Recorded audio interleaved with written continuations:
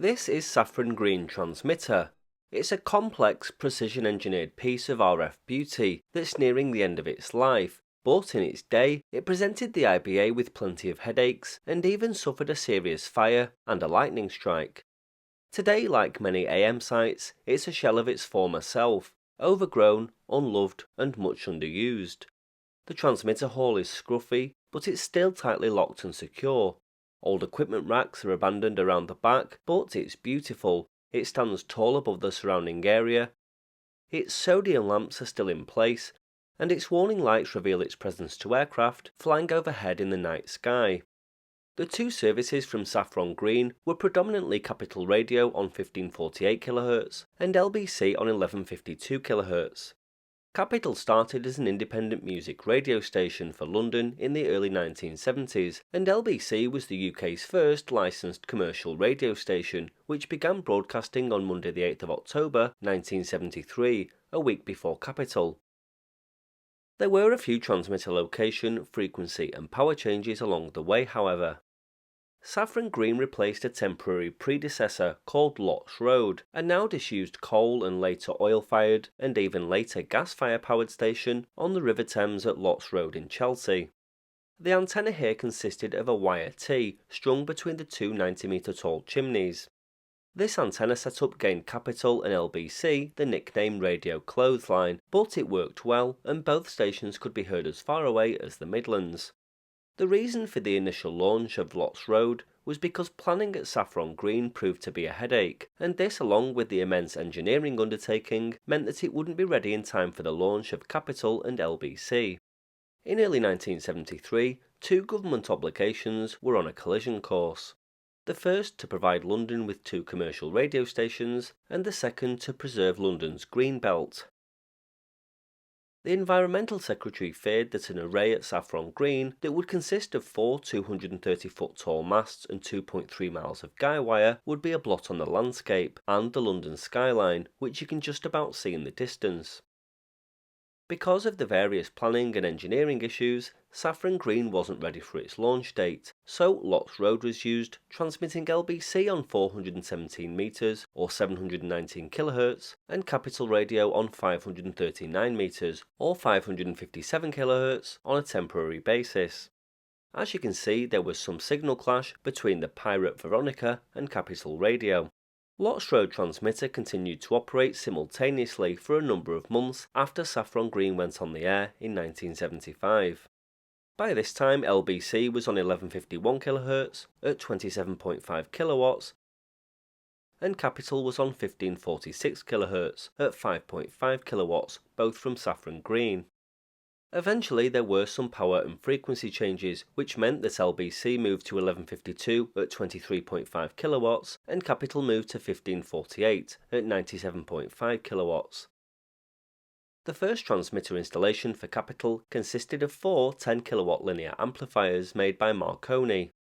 One was a reserve or standby amplifier, and the other three were used to provide the 27.5 kilowatts of output power to achieve the required ERP of 100 kilowatts that was allocated to the station in its license terms.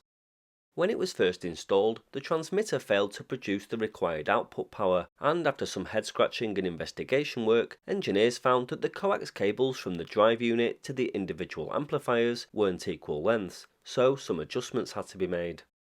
I can't be certain on the LBC transmitters at Saffron Green at the time of launch, but in 1986 the IBA placed an order with Marconi Communication Systems for two 10-kilowatt Type B6040 medium-wave transmitters, together with the necessary switching and logic circuitry to enable operation in passive standby configuration.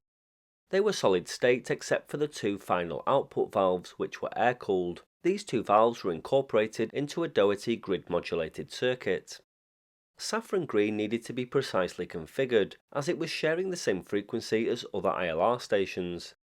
If careful engineering wasn't implemented to steer the signal in the right direction, there would be significant co-channel interference from other new ILR stations in Birmingham and Manchester.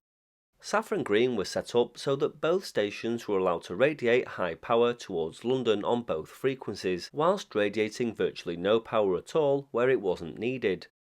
This is why you can see one mast at Ashton Moss in Greater Manchester is out of line, and I'll link a video below so you can find out more.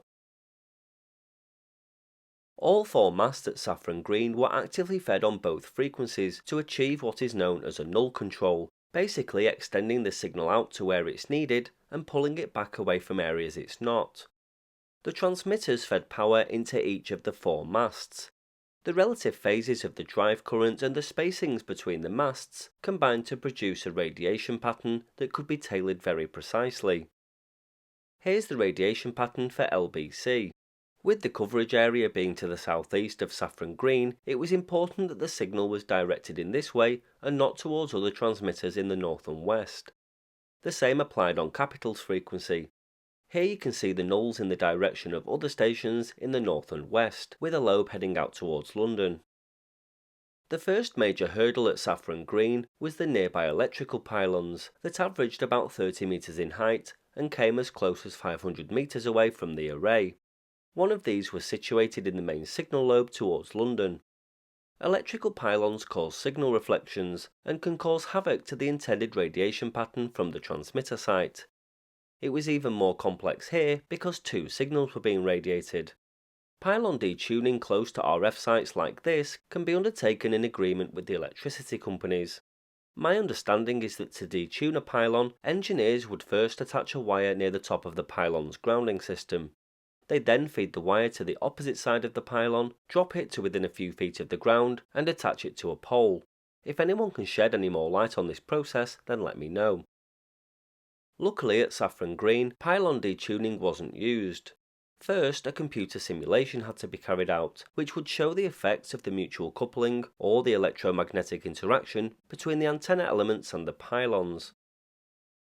I made a video last year showing how this transmitter site interacts with this one, which is turned off, making it extremely dangerous, carrying high voltages that could shock someone with hundreds of volts, despite being disused. Again, the links are in the description. The computer simulation showed that the pylons were creating mini narrow lobes in the main radiation pattern from Saffron Green, and this was happening on both frequencies. Despite the disturbance created by the pylons, it was decided that the required null depths from the antenna array could be achieved without detuning the pylons, as the level of disturbance was minor. By making further adjustments to the antenna mast currents, nulls and lobes could be created that would minimise backlobes to unwanted areas, and radiate the signal from both stations on both frequencies towards the required area. Interestingly, Capital's radiated power at 97.5 kilowatts was 4 times higher than LBC's radiated power at 23.5 kilowatts. This doesn't mean that Capital's signal travelled further or was stronger, however. The explanation for this lies in the ground wave propagation characteristics of signals on medium wave. Attenuation rises sharply with frequency, and so to give the same coverage area for both stations, a higher power was needed at the higher frequency end of the band than at the lower frequency end. On the evening of the 1st of July 1985, a serious fire broke out at Saffron Green. It resulted in both LBC and Capital being off the air for a few hours, while the fire brigade and IBA engineers worked through the night to restore both services to normal power by the morning. The fire started in the LBC reserve transmitter. The intense heat welded cables together, eventually putting both stations off the air. Due to the extensive damage within the building, temporary portable transmitters were brought in. The damage to the reserve LBC transmitter was repaired by April 1986. Following a lightning strike that damaged one of the 4 ATUs used on the Gold service in the summer of 2020, the reserve antenna, which you can see here, was being utilised. This radiated some of the signal north and west of London instead of towards London, and while several attempts have been made to repair the damaged ATU, it was never fixed. Just before midnight on the 29th of September 2023, the final song played on Gold 1548 was the song that had launched Capital Radio nearly half a century earlier, Bridge Over Troubled Water. Programming then ceased, and a retuning announcement was played until the closure of the transmitter the following day. You might have noticed these structures around the bottom of the masts. They were installed to monitor the current and phase on both of the 2 frequencies being sent to the mast. Keeping both current and phase at a certain level and stability was necessary in order to maintain the directional characteristics of the whole array. The Argy on the roof of the transmitter hall is likely a former feed from Crystal Palace, but I'd guess that this is likely unused nowadays, as LBC is fed by fibre. And finally, let's look at this structure at the base of the mast. This is what is known as a toroidal transformer. It's a type of electrical transformer made with a torus or donut-shaped core. Its primary and secondary windings are wound across the entire surface of the torus core, separated by an insulating material. They step power up or down based on magnetic fields passing through the secondary coil. The amount of voltage created relates to the number of windings in the secondary coil compared to the primary coil. A ratio of 2:1 in coil windings doubles the voltage. In other words, more windings in the secondary coil increase the voltage. These are in place at Saffron Green to supply the correct voltage for the aircraft warning lights, situated up and down the masts. Today, the station apparently transmits LBC news on 1152, but I'm not certain if, at this point in time, Saffron Green is being used to do this, and on which aerial. If anyone can confirm, then let us know in the comments.